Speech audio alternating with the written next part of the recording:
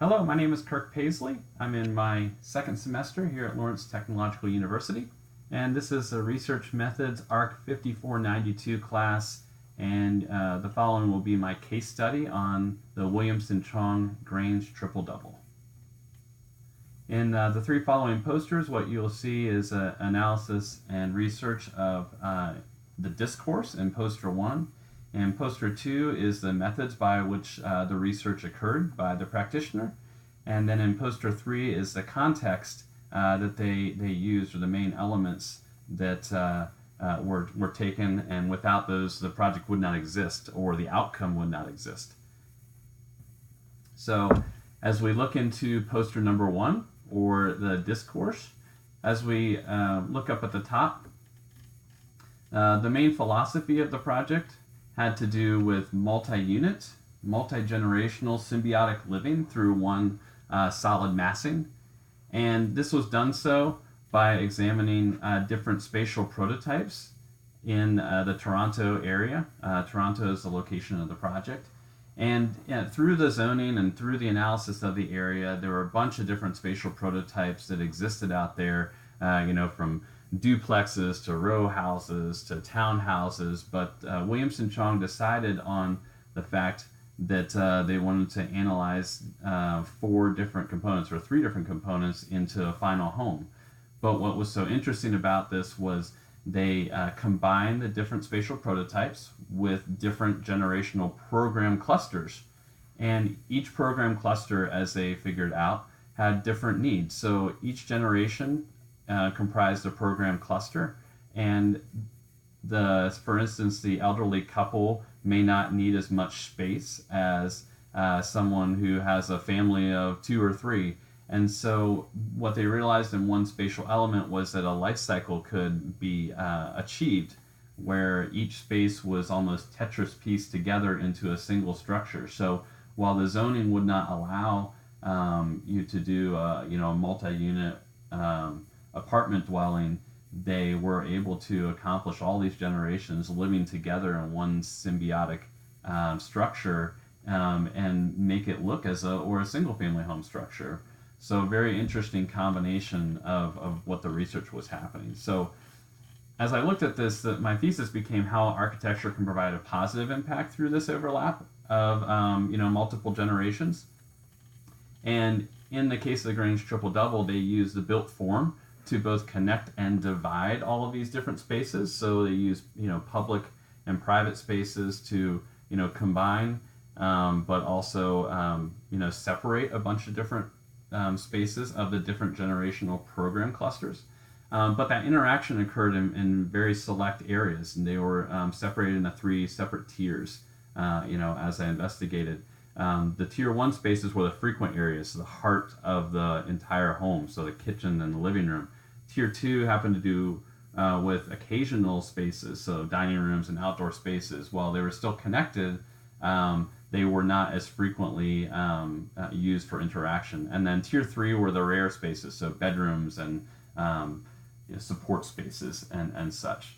And then finally, the positive impact that occurred by having all these multiple generations in one structure. So interacting children with elderly, I really positively think that having children around elderly, or having other adults there to teach children, and all of this interaction is a really interesting cohabitation, and very symbiotic, and they can all benefit from each other being there. So as we move into poster number 2, this examined the methods that happened within the Grange Triple Double and how they arrived at the final structure. So they saw that there are different unique programmatic needs of each generation, as I briefly talked about before. So the 4 main programmatic clusters that were in here was the single adult, married adults, a family, and elderly.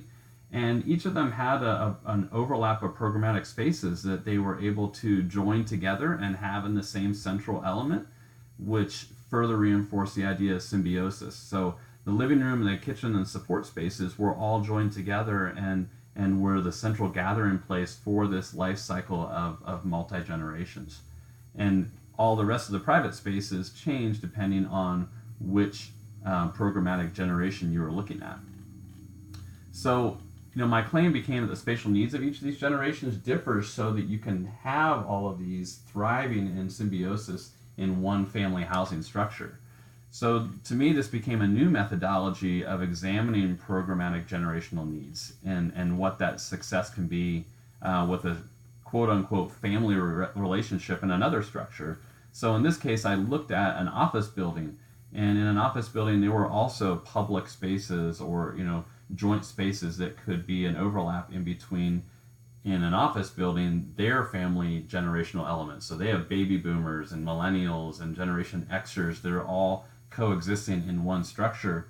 But what I realized though is as you broke all these programmatic needs down and then reassembling those together in the spaces that overlap, they could have a collaboration very similar to almost the symbiosis and collaboration of a single family home. It's a little bit different, but the same type of collaboration and overlap. So finally, in poster number 3, I examined the context of the project. And these are the 3 main elements that without having these, the outcome of the project just could not exist. And in the bottom, you'll see that I've compared that same context, or the 3 contexts, into another project. So in the case of the Grange Triple Double, the program was one of the main elements. And I keep talking about these program clusters. Each generation comprised of program clusters. So the family was a program cluster, the elderly couple was a program cluster, and they were all combined into a life cycle and assembled together into one structure. Second was the typology, and the typology was assembled through these main original typological studies of the neighborhood. So the second suite, the duplex, and the bed sitting room were all comprised into, again, one main structure. And then finally, the context of the zoning created the overall massing, or the framework with which the 2 other contexts were assembled into. So without that framework of the zoning, the final built element could not exist. So in this case, the zoning of Toronto's Chinatown required that a maximum height of 12 meters at the rear of building existed. And so you realize a step down in the structure.